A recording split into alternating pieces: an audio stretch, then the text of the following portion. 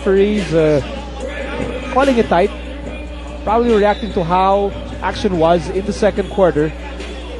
Yusuf Al-Jamal ang huling tinawagan ng foul.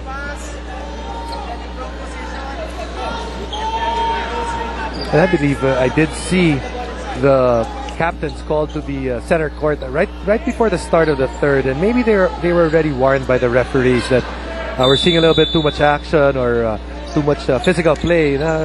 Siguro sinabi na rin sa kanila that we're gonna try to tighten up things a little bit. And as always, pag ganyan, it's up to the players to adjust. Pag nagsalita ng ating referees.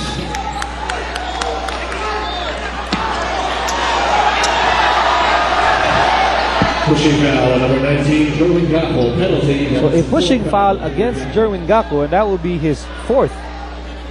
Warning on Jerwin Gacko for the second call. And there's a warning on Gacko because he stomped his feet. Narinig niya ng buong punit. Pasko na, you better not pout. You better not cry. Diba? Malapit na ang Pasko.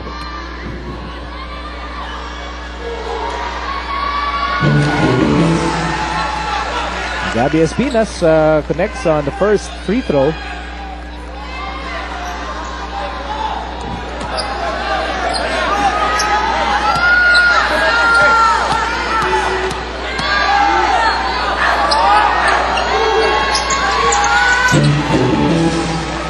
The former PCU big man goes 2 out of 2. Foul on number 5, Yusuf Al-Jamal, penalty. That is the second foul. And Al-Jamal called for a foul again.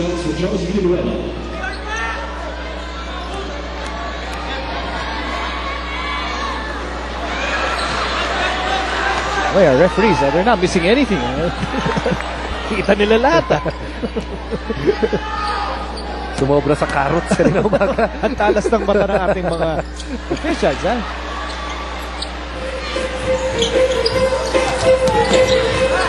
There's Escobar.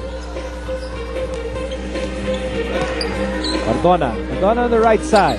Eyeball to eyeball with Peter Jun Simon. Al-Jamal is in motion. Pushing foul on number 8, Peter Jun Simon. I'll give it to the referees that at least in this quarter, they're calling it the same way, but they're calling it tight. Now the problem is when you change in mid-game, what your call is gonna be. Napakahirap sa players because they practice a certain way leading up to this game and they played a certain way coming into this half. So napakahirap ng adjustment na gagawin nila. Earlier you saw Ryan Gregorio to clarify matters with crew chief Art Herrera. The action continues here in the third. Under 3 minutes to go in this quarter, and Simon has the ball against Al-Jamal. Shot clock down to 9.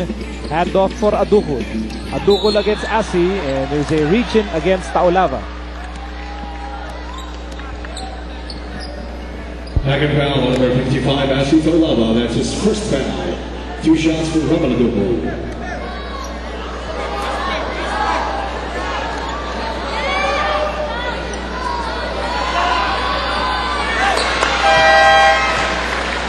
Substitution, Bo Belga for Asi Taulava.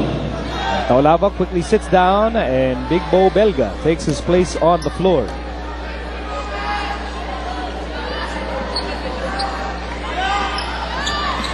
One out of 2 for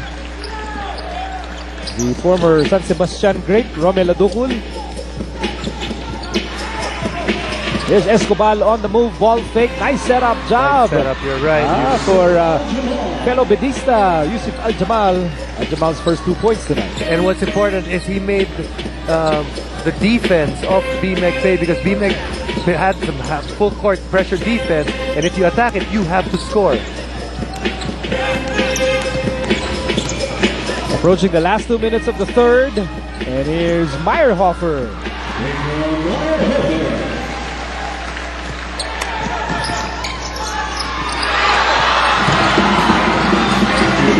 Meyerhofer with a steal.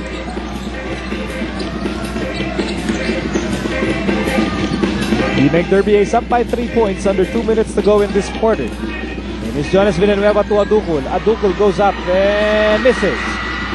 And the ball ends up with Romel Adukul. New shot clock for the Llamados. On top by 3 points. Simon, baseline, outside Meyerhofer.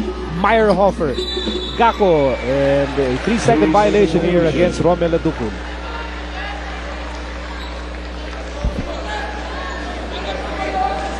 Just a little bit too patient that time on the part of BMEG Derby Ace. And also give credit to Meralco, because every time that BMEG was attacking, they closed the door every time.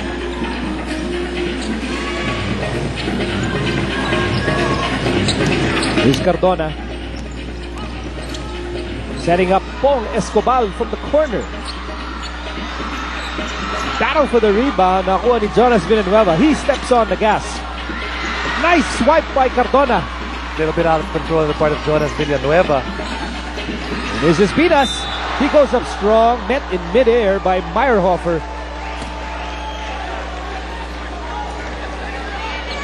Hacking foul on number 10, Romel Adukul. It's Adukul tagged to the foul.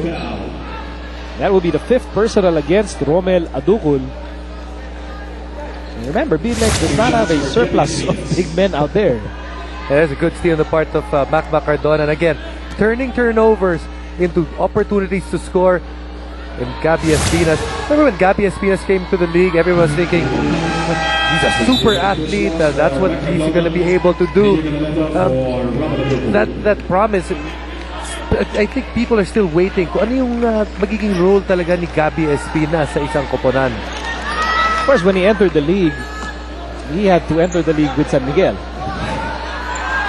Sabay sila ni LA Tenorio. Pag ganon, syempre, hintay ka, bata. You have to wait for your turn. I think he was fresh from an MVP as well, from the NCAA when he moved in. Canaleta, back in action. Still dealing with that shooting slump. There's a jump here. Says our crew chief Art Herrera. Referees have been very busy here in the third. Ibang tagaktak ng pawis nila dito sa third quarter.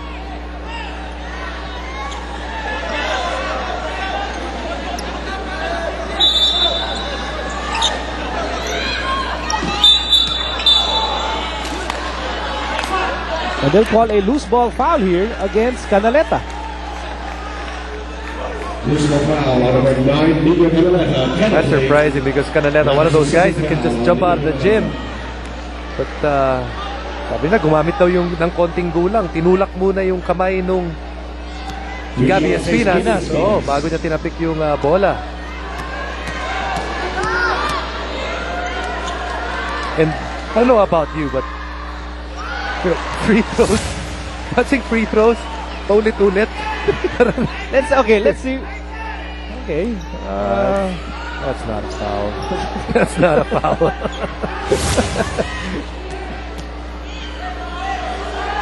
It's a busy night for Art Herrera and his crew. But you know what? These free throws that are being attempted right now, actually yan na yung pinakamadaling mga basket ngayon sa PBA, and you should make it count. I tell you, in this game, every point counts. It's been close. 1 point lead para sa BMEG, 58-57, 30 seconds remaining in the third. And here's Gakko, left wide open. Confidence of Jerwin Gakko. There's one thing about playing with a coach na sanay ka na, and Gakko has played for George Gallant in his PBL days, and there's that familiarity as a player that when you see the coach right there, na may kumpiyansa ka na kukuha. I'm winding down here in the third quarter. Shot clock down to 10 para sa Meralco. There's a 2-second difference between the shot clock and the game clock. Shot clock down to 6. Al-Jamal, no go.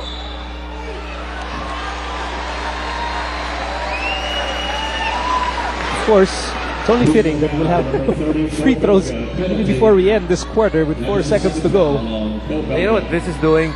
James Yap is on the bench. He's resting. Yung typical na maybe 3-4 minutes of game time na pinahinga niya, ngayon humaba na dahil sa dami ng mga foul na natawag.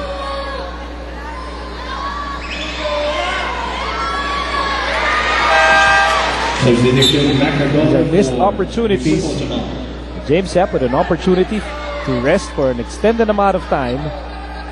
Yung real-time amount na pinahinga niya, humaba dahil nga sa dami ng mga free throws. Meyerhofer with 10 rebounds in this game, but he goes 0 out of 2 on that trip. 1 second to go. Ross all the way. At the end of the third, B-Meg Derby Ace is on top by 3. 60-57. Laban ng B-Meg at Meralco. It was physical in the second. It was called tight in the third. And this game is tight as well. Just a 3-point lead for the Llamados, and they continue to search for their first win here in the All-Filipino Cup. Back with the fourth quarter after this.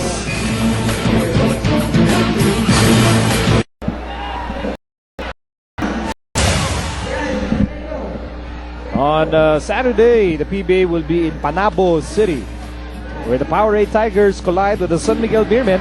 You can get your tickets at the Metrobank, Jong Enterprise, Ascend, Manolet, Roadside Cafe, Davao Light, City Accountants of CAM, or you can get it in Tagum City. K95 FM, Tagum Tourism Office, IJ DJ Store, or Indigo City in Manolet, fronting Gaisano and Digos Market. Yan, namin yung ways para makakuha ng tickets for the Powerade San Miguel Showdown on Saturday, part of our Phoenix PBA on tour. Nasa fourth quarter na po tayo, so glad you could join us. PBA Wednesday here on Solar TV. Nico Halili kasama si Jason Webb at si Magu Marjon, bringing you this ball game between Meralco and B-Meg Derby Ace. Interception here by Ross. Ross still has the ball. Here's Cardona. He'll fire away. Yes, sir. That's a 3. Good start for Meralco. Good defense on one end, forcing Rico Meyerhofer to go out of control and then attacking right away. But this is going to be huge. This is going to be a huge call against Meralco. Well, mukhang panlima na yan ni Mac Cardona. Substitution, James Yap for Rico Meyerhofer. That is the 5th foul on Mac Cardona. Ryan Gregorio now has to think about Mac Cardona's situation already with 5 personal fouls, and Cardona has to be careful. He's guarding James Yap, who just re-entered the game. Head to shoot para sa Llamados. James wants that ball. James Yap hangs in the air, no go. Tries to keep that ball alive. Here's Simon. No. And Cardona, bullet pass for Escobar. Here's Ross to Cardona. Cardona for 3. Good box out there by Jerwin Gaco. We're tied at 60 here in the fourth. Nasa mga unang bahagi tayo ng fourth and final quarter. Canaleta. He needed that, Canaleta. You know that he struggled all season long with that shot. And that pushes B-Meg ahead by 2 points, 62-60.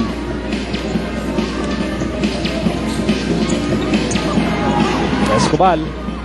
Cardona. Remember, Cardona nursing 5 personal fouls.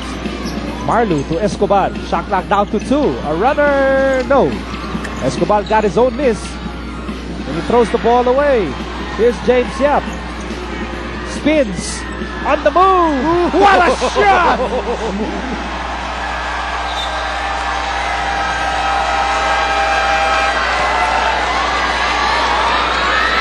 The rumors are true. His hands are huge. This is just total ball control.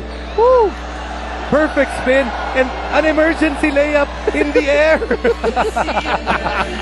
Kita mo naman. A one-hander off the glass. What a beauty. It's about being able to adjust, and adjusting in midair. James Yap can do that. And now we're inside a 30-second timeout, brought to you by Handy Fix and First Aid ng Bahay Mo, Podzol, and Seals All. Apat na ang lamang dito ng B-Meg Derby Ace, 64-60. Biggest lead by either team was 11 points way back in the first half, built by Meralco. And then B-Meg had that great defensive stand in the second quarter. Kaya naman, at the end of the first